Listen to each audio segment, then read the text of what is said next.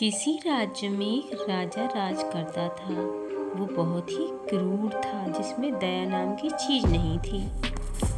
और उसका सेनापति प्रजा पर बहुत ही अत्याचार करता और जब देखो तब उन्हें बंदी बना लेता और उनके साथ बुरा बर्ताव करता। तब लोगों ने योजना बनाई कि हम सब एक नियम बनाते हैं जो राजा के सामने पेश करेंगे कि सभी लोग राजा की ही बात मानेंगे और राजा की बात का कोई भी उल्लंघन नहीं करेगा। सभी इस बात से सहमत थे। उनमें से एक वृद्ध व्यक्ति कहता है कि हमें अपने राजा को भगवान की तरह पूजना चाहिए और हमें अपने राजा की आज्ञा माननी चाहिए। उसकी ऐसी बातों से कुछ लोग नाराज थे क्योंकि वह राजा से रुष्ट थे। इसी कारण उन व्यक्तियों ने योजना यह बनाई कि क्यों न इसी वृद्ध व्यक्ति को राजा के सामने एक समस्या की तरह पेश किया जाए और इसको ही सजा दिलाई जाए। तब लोगों ने जाकर उस वृद्ध व्यक्ति के प्रति उल्टा सीधा कुछ भी बनावटी कहानियाँ बनाई और राजा से शिकायत की और कहा, राजा इसको सज़ा मिलनी चाहिए, ये हमारी प्रजा के लिए बहुत ही हानिकारक है।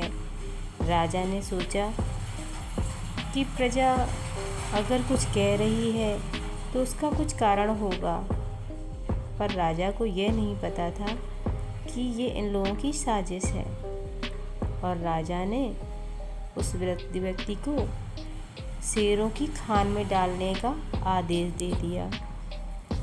लोग बड़े खुश थे कि ठीक है, बहुत ही राजा की तारीफ करता था, अब इसको सज़ा मिलेगी, तब इसे समझ में आएगा कि राजा कितना क्रूर और अत्याचारी है।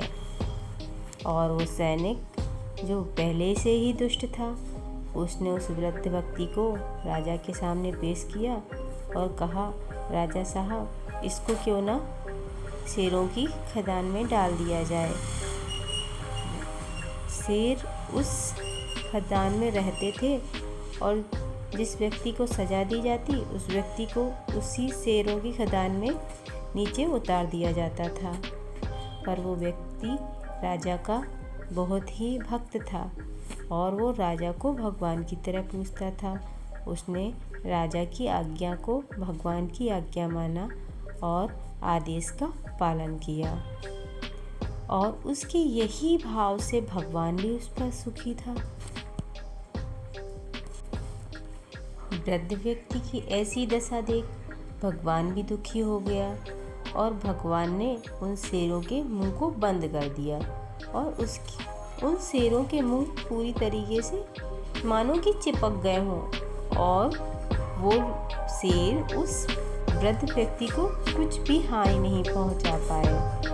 और जब सुबह राजा ने उसे खुलवा कर देखने का आदेश दिया तो वह आश्चर्य से दंग रह गया और वो सैनिक सोचने लगा, अरे इन शेरों ने इस वृद्ध व्यक्ति के साथ इतना अच्छा बर्ताव कैसे कर रखा है और इसको खाया क्यों नहीं। तब उस व्यक्ति ने कहा कि ये तो सब भगवान की कृपा है और राजा आपका आशीर्वाद है। जो इंसान सच्चा होता है उसे शेर भी हानि नहीं पहुंचाते।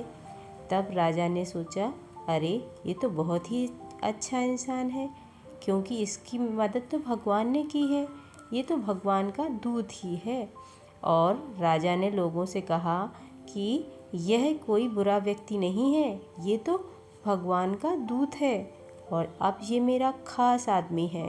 और जो इसके दुश्मन हैं, जिन्होंने इसके प्रति उल्हाना दिया था, उन्हें पकड़कर लाया जाए और उस शेर की खदान में उन व्यक्तियों को डाल दिया जाए।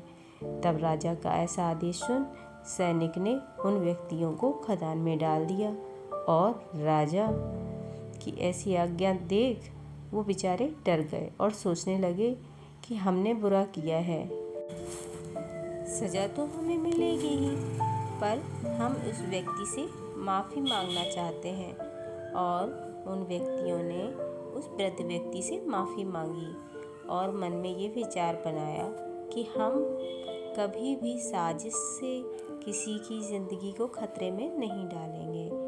इस तरह से हमें ये शिक्षा मिलती है कि जो व्यक्ति दूसरों के बुरा सोचकर उनके लिए खड्डा खोदते हैं वो अक्सर उसी खड्डे में खुद गिर जाया करते हैं। तो बच्चों, हम कभी भी किसी सही व्यक्ति को अपने स्वार्थ से कभी भी परेशान नहीं करेंगे। ठीक है बच्चों।